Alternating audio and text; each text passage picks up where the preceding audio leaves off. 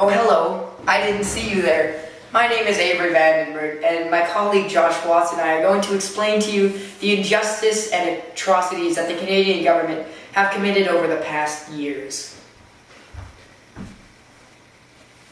The following scenes will inform you on how Canadian people have wronged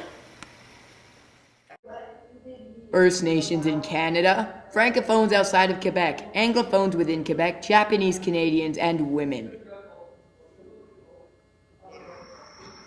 Hopefully by this video's end you will have a good and well-rounded perspective on these pressing issues. Please enjoy the following.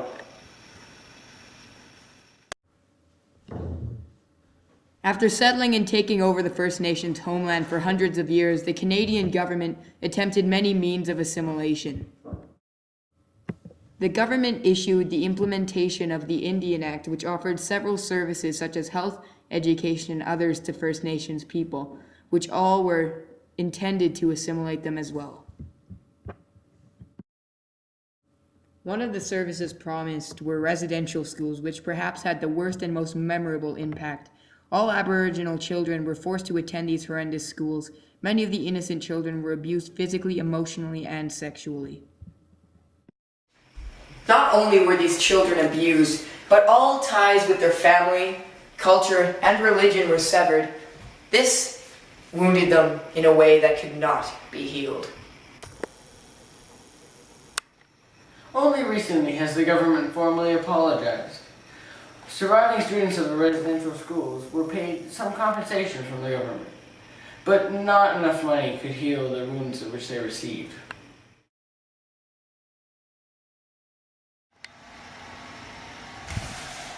For a long time, Francophones have struggled for equality outside of Quebec. For years, they have campaigned for equal treatment, education in French, and equal services while still being a minority in a primarily Anglophone area. The same problem is an issue for Anglophones and Francophone communities within Quebec. They have been campaigning for the same things as Francophones. It's the same battle, just in a different place. Both of these groups faced discrimination for many years until the Charter of Rights and Freedoms guaranteed them the services that they needed. However, the government only offers education to language minorities in areas where their numbers is substantial enough.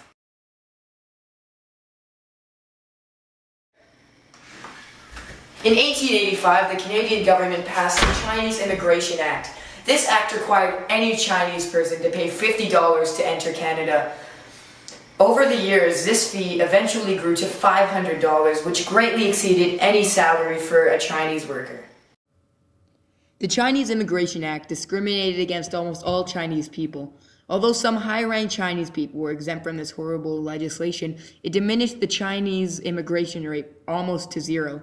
This horrible act is a very good example of Canada's previous intolerance.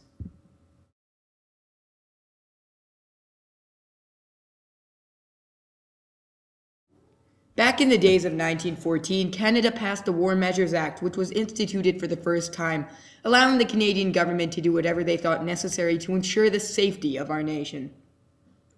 Unfortunately, they horribly abused this power, and after the Pearl Harbor bombing, they interned Japanese Canadians, forcing them to leave behind their family, possessions, and home. The Canadian government promised to give them back their possessions and homes, but instead they sold everything of value to pay for their own internment. Even those who were Canadian born with Japanese heritage were interned, and all of the people who were unjustly imprisoned were released to find that they had absolutely nothing. All of their work to create a life for themselves and their family was completely destroyed.